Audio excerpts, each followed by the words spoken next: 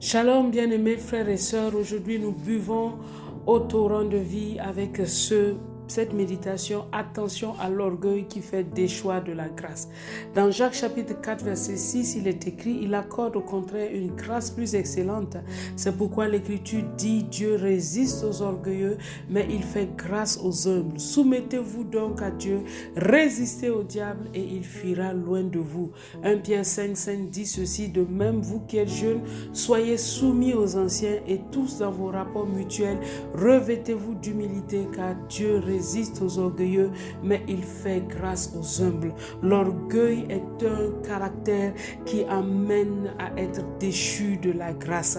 Attention à l'orgueil. L'orgueil conduit à la déchéance. L'orgueil conduit à la déchéance, car Dieu résiste aux orgueilleux, mais il fait grâce aux humbles. L'humilité conduit à la gloire, non seulement au ciel, mais ici déjà sur terre. L'orgueil peut être direct ou indirect. Il peut être primaire ou subtil. Il peut être conscient ou inconscient. Il peut être explicite ou implicite. L'orgueil, Dieu détecte l'orgueil et il y résiste. Il y résiste. Alors mon bien-aimé frère et sœur, qu'aujourd'hui la grâce de Dieu nous soit accordée afin d'être dans l'humilité. Fais que Dieu nous accorde sa grâce en ce jour et que cette humilité-là soit pleinement notre partage dans le nom de Jésus. Dans le nom de Jésus, que tout orgueil, même les orgueils qui semblent être soi-disant positifs, disparaissent. Que le Dieu qui connaît nos cœurs nous accorde d'être soumis aux anciens. Dieu a établi les autorités pour mesurer la dimension de l'humilité.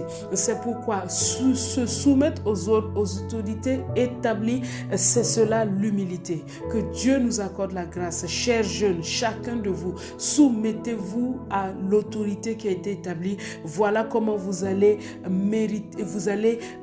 montrer l'humilité que le Seigneur a mis en vous.